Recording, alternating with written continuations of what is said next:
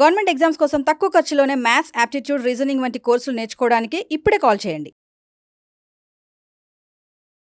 నమస్తే viewers, welcome to Suman TV. ప్రస్తుతం మనతో పాటు ఉన్నారు అనిల్ నాయర్ గారు. సంపాదించకపోతే ఇంట్లో కూడా విలువ ఉండదనేది ఒక మాట. అది వైఫే కానీ హస్బెండే కానీ. అంటే మనీ మేక్స్ మెనీ థింగ్స్ అంటారు కదా. అంటే డబ్బులు సంపాదించకపోతే వాల్యూ లేదా, ఆ ఉన్నటువంటి ఆ వ్యక్తికి ఒక క్వాలిటీ కానీ డెసిగ్నేషన్ కానీ ఇంకా రెస్పెక్టే లేదని అర్థమా? ఒకసారి దీనిపైన మాట్లాడదాం అనిల్ నాయర్ గారు. నమస్తే సార్. సార్, సంపాదించకపోతే వాల్యూ ఉండదు అని అంటారు కదా. వైఫ్ కానీ హస్బెండ్ అవ్వనివ్వండి, దీని మీద మీరు ఏం చెప్తారు, మీ ఒపీనియన్? నాకు నేను బేసికల్గా నేను చూసిన లైఫ్లో సంపాదన అనేది చాలా కీలకమైన ఎలిమెంట్ అండి. Money almost makes everything. Money is like a petrol to A vehicle. మీరు అనొచ్చు సార్ కొన్ని వెహికల్స్ డీజిల్ మీద వెళ్తాయని, కానీ చాలా తక్కువ వెహికల్స్ డీజిల్ మీద వెళ్తాయి. చాలా తక్కువ పనులు డబ్బు లేకుండా అవుతుంది. డబ్బు అనేది చాలా ఇంపార్టెంట్. సంపాదించకుండా అనేది సంపాదన అనేది ఎఫెక్ట్. దాని కాస్ట్ చూద్దాము. ఎందుకనంటే సంపాదిస్తున్నాడు అని అంటే ఒక పని చేస్తున్నాడు అని, ఎక్కువ సంపాదించాలంటే ఆ పనిలో ఇంకొన్ని నెక్స్ట్ లెవెల్కి వెళ్ళాలి అని. జనరల్గా మనకు ఇంట్లో ఈ ఎగ్జాంపుల్ వస్తుంది, హస్బెండ్ వైఫ్. హస్బెండ్ చాలాసార్లు ఒక తెలియకుండా ఒక ఈగోయిస్టిక్ ఫీలింగ్ తోటి వైఫ్ తోటి అంటాడు, నీకేం తెలుస్తూ, సంపాదిస్తే తెలుస్తుంది రూపాయి విలువ అని చెప్పి. కానీ ఆ లైన్లో కొంత ఇమ్మెచ్యూరిటీ కూడా నాకు కనబడుతుంది. ఎందుకంటే భార్య చేసే పనులు భర్త చెయ్యలేడు. భార్య చేసే పనులను గనక భార్య లెక్కగడితే భర్త చాలా చిన్నవాడు అవుతాడు. అలానే భర్త చేసే పనులు భార్య చేయలేరు. ఒక్కొక్క వాళ్ళకు వాళ్ళ స్కిల్ సెట్స్, వాళ్ళ ఎబిలిటీస్ ఉన్నాయి. సపోజ్గా ఇద్దరూ కనుక ఉద్యోగానికి వెళ్తే మంచి పేరెంటింగ్ లేకుండా పిల్లలు రాంగ్ డైరెక్షన్లోకి వెళ్ళిపోవచ్చు.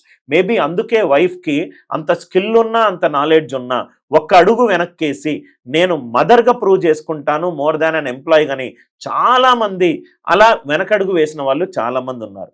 మనీ చాలా important madam, very important. But not always money and respect does not necessarily go together. Mother తెరీసాని మనం చాలా గొప్పగా మనం రెస్పెక్ట్ చేస్తాం. Is Mother Teresa and billionaire? Not necessarily, right? We look at lot of people. Abdul Kalam classical example. చనిపోయేటప్పుడు ఏం పోగొట్టుకున్నాడు madam? నాకు తెలిసి అబ్దుల్ కలాం లాగా నేను చనిపోవాలనుకుంటున్నాను. ఎందుకంటే ఒక టీచర్కి అతి గొప్ప చావు ఏంటంటే క్లాస్ చెప్తూ చనిపోవడం. మనం అబ్దుల్ కలాంని గుర్తుపెట్టుకుంటాం. అబ్దుల్ కలాంని గుర్తుపెట్టుకోవడం ఓన్లీ డబ్బు పరంగానే మనం గుర్తుపెట్టుకుంటామా? అలా కాదు. సంపాదన అనేది చాలా ఇంపార్టెంట్. ఎందుకనంటే ఆ సంపాదనలో మనకు ఏదైతే మన స్వెట్ తోటి, చెమటతోటి చేసే ఏదైనా పనిని మనం గౌరవించాలి. కొన్నిసార్లు ఏంటంటే మనం ఇప్పుడు ఒక సొసైటీలో, మేల్ చావనిస్టిక్ సొసైటీలో సంపాదన లేని వాళ్ళకు కింద చూడడము, సంపాదించే వాళ్ళను పైన చూడడం. సంపాదన అనేది ఒక సోషల్ స్టేటస్, పూర్తిగా ఒప్పుకుంటాను. సంపాదిస్తే ఏమవుతుందంటే మనం కలలు కన్న ప్రపంచంలోకి మనం వెళ్ళొచ్చు. మనం అనుకునేది అన్నీ కూడా మనం ఆస్వాదించవచ్చు, అంతవరకే. కానీ అలా చెబుతూ ప్రతి మనిషి లైఫ్లో madam up and downs, highs and lows వస్తాయి. నువ్వు ఈరోజు ఎట్లు అని చెప్పి నీ భార్యను నువ్వు తిడితే రేపొద్దున నీ లైఫ్లో వచ్చిన అతిపెద్ద ప్రాబ్లంకి సొల్యూషన్ తనే తీసుకురావచ్చు. ఇది మీకు చెప్తూ ఉంటే నాకు ఒక హిందుస్థాన్ లివర్ లిమిటెడ్ ఎగ్జాంపుల్ ఒకటి గుర్తుకొచ్చింది. చాలా చిన్నగా ఆలోచించి ఒక అన్ఎడ్యుకేటెడ్ సాల్వ్ చేసిన ఒక చిన్న ప్రాబ్లంని, రైట్, ఎడ్యుకేటెడ్ పీపుల్ $1 బిలియన్ చేసినా కానీ వాళ్ళు చేయలేదు. సో ఇట్లాంటి చాలా ఉన్నాయి. కాబట్టి మనము let us not conclude money ఉన్న వాళ్ళను రెస్పెక్ట్గా చూడడము, అది మన ఎడ్యుకేషన్, మన మెచ్యూరిటీ మీద ఆధారపడి ఉంటుంది మేడం, రైట్? అందరికీ ఒక్కొక్క స్కిల్ ఉంది. అందరికీ అప్పుడప్పుడు ఒక స్టేజ్లో ఉంటారు, అప్స్ అండ్ డౌన్స్ ఉంటాయి. కాబట్టి let us not define people only based on money అనేది నా అభిప్రాయం. కానీ సొసైటీలో సార్ మీరు అన్నట్టుగా లేదు, ఆపోజిట్ ఉంది. డబ్బులు ఉన్న వాళ్ళకే, మనీ ఉన్న వాళ్ళకి ఒక వాల్యూ ఉంటుంది, మనీ లేని వాళ్ళకి ఒక వాల్యూ ఉంది. అంటే అంతా మనీ తోటేనా? అంటే నేను ఇలా ఆలోచిస్తాను మేడం. అట్లీస్ట్ ఇది నా ఒపీనియన్. వ్యూవర్స్కి వాళ్ళ ఒపీనియన్ ఉండొచ్చు. మనీ ఉన్న వాళ్ళ మాటలకు వెయిట్ ఎక్కువ ఉంటుంది. వాళ్ళ మాటలు, మనీ ఉన్న వాళ్ళు చెప్పే మాటలు చాలామంది వింటారు. ఎందుకు అనంటే ఏమీ లేకుండా ఒక స్థాయిలో వచ్చాడు, అనుభవంతో మాట్లాడుతున్నానని వినడం వేరు. నేను ఇన్హెరిటెడ్ మనీ గురించి మాట్లాడట్లేదు, స్వెట్ బేస్డ్ మనీ గురించి మాట్లాడుతున్నాను. కానీ నేను ఏంటంటే ఈ పీపుల్ రిలేషన్షిప్స్లో మనం గొప్ప లీడర్గా ఎదగాలి అని అంటే ఇట్లాంటి చిన్న చిన్న దాని మీద ఎక్కువ కాన్సన్ట్రేట్ చేస్తే చాలా పనులు అవ్వవు మేడం. మనకు పనులు అవ్వాలి అని అంటే రైట్, మనం డిగ్నిటీ ఆఫ్ లేబర్ అనేది మనకు చాలా ఇంపార్టెంట్ అనేది నా అభిప్రాయం. నేనైతే I will not define money and respect go together. I will define respect. నాకు గౌరవం ఎప్పుడు వస్తుంది? ఒక పర్సన్ చేసిన పని నుంచి లభించేది గౌరవం, డబ్బు నుంచే లభించే గౌరవం కావచ్చు. ఇట్లాంటి వాటిలో ఏమవుతుంది మేడం, ఈ రోజు బాగుంటుంది కానీ ఒక స్టేజ్లో మనీ ఉన్న పొగరుతోటి వాడు ఇలా మాట్లాడుతున్నాను అని ఎదురు పర్సన్ అనుకోవచ్చు. నా దగ్గర డబ్బు లేదు కాబట్టి నేను ఇన్ని మాటలు పడుతున్నాను అని ఇతడి పర్సన్ అనుకోవచ్చు. ఇలాంటి ఎందుకు మేడం చెడు ఆలోచనలు క్రియేట్ చేయడం? ఇది పని, నువ్వు ఇంతవరకు చేసావు, మనీ పక్కన పెట్టు. మనీ పక్కన పెడితే రైట్, ఎప్పుడూ కూడా గుర్తుపెట్టుకోండి మేడం, మనం మనీకి బానిస కాకూడదు. మనీ మనకు బానిస అవ్వాలి. మనీ మన జేబులో ఉంటే మనం ఎంతవరకు యూజ్ చేయాలో అది మన కంట్రోల్లో ఉండాలి. మనీ మనల్ని శాసించకూడదు.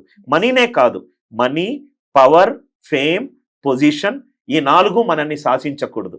పొజిషన్లో ఉన్న వ్యక్తి ఏది మాట్లాడినా చెల్లుబాటు అవుతుందంటే నీ పొజిషన్ వల్ల నువ్వు 10 మందికి 3 పూటల భోజనం చేయగలుగుతావు. తప్పుడు నిర్ణయం వల్ల 100 మంది చచ్చిపోయారు.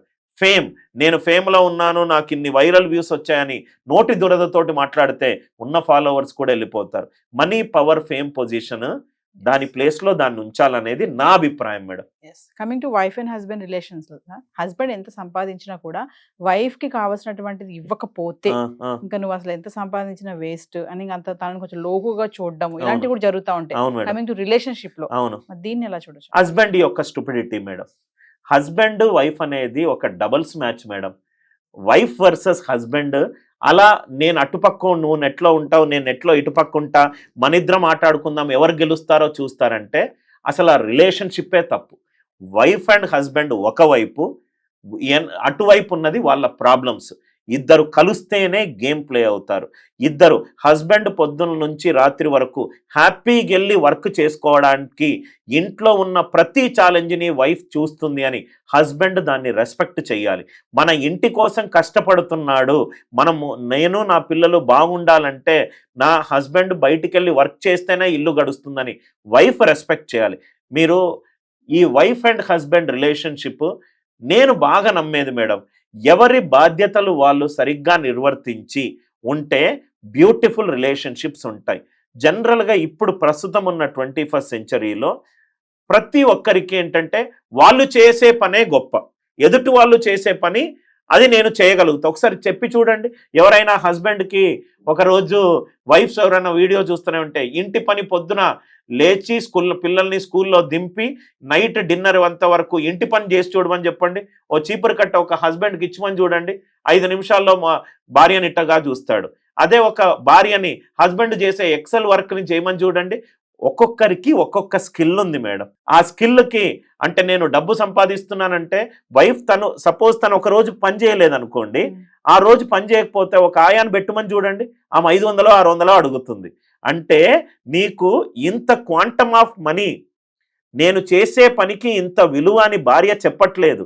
అంటే భార్య అసమర్థత కాదది, భార్య తన రెస్పాన్సిబిలిటీగా పొద్దున్న నుంచి రాత్రి వరకు నీకు ఫ్రీగా సేవ చేస్తుంది. దానికి ఒక వాల్యూ ఆఫ్ మనీ.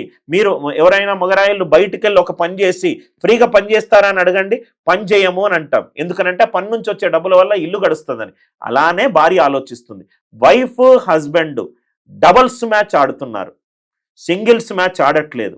వాళ్ళిద్దరూ ఎంత గొప్పగా డబుల్స్ మ్యాచ్ ఆడితే వాళ్ళ పిల్లలు అంత గొప్పగా ఎదుగుతారు. మనం ఎప్పుడూ madam wife and husband relationship, నేను నా 14 ఏళ్ల మ్యారీడ్ రిలేషన్షిప్లో చెప్తున్నాను, అదొక Tom and Jerry relationship madam. పొద్దున కొట్టుకుంటారు, పిల్లల మధ్యలో రాకూడదు, మధ్యాహ్నం వాళ్ళిద్దరు కలిసిపోతారు. వాళ్ళిద్దరి మధ్య అత్యంత అనుబంధం ఉంటే ఏదైతే గొడవని మ్యాక్సిమం గంట లోపల సాల్వ్ చేస్తారో ఆ wife and husband, matured wife and husband, చిన్న ప్రాబ్లంని వారం రోజుల వరకు మాట్లాడకుండా ఉంటారో వాళ్ళ రిలేషన్షిప్లో వాళ్ళకు డెఫినెట్గా ఒక ట్రైనింగ్ అవసరం. ఇది నా అభిప్రాయం. ఫైనల్లీ సంపాదన వర్సెస్ విలువ అంటే ఏం చెప్తారు? విలువ అనేది సంపాదన మీదనే ఎక్కువ శాతం ఉంటుంది అని సొసైటీ అంటారు. కానీ నేను వాల్యూ ఫర్ వర్క్ ఇస్తాను, వాల్యూ ఫర్ పీపుల్ ఇస్తాను. Value for people is always greater than value for money. Maybe నా అభిప్రాయం చాలామంది వ్యూవర్స్కి నచ్చకపోవచ్చు, ఎందుకంటే నేనున్న ప్రొఫెషన్లో నేను నా స్టూడెంట్స్ ఎంత సంపాదిస్తున్నారు కాబట్టి అంత రెస్పెక్ట్ ఇస్తానని నేను అనుకోకూడదు, రైట్? నాకు value for people important madam. Value for people ఇచ్చే కొద్దీ వాల్యూ ఫర్ మనీ వస్తుంది అన్న అభిప్రాయం. దయచేసి డబ్బు అనే దాన్ని, రైట్, ఒక ఎలిమెంట్ ఆఫ్ డూయింగ్ థింగ్స్గా చూడండి, కానీ ఎలిమెంట్ ఆఫ్ డిస్ట్రక్టివ్ థింగ్గా మాత్రం చూడకండి అనేది నా అభిప్రాయం. Thank you sir.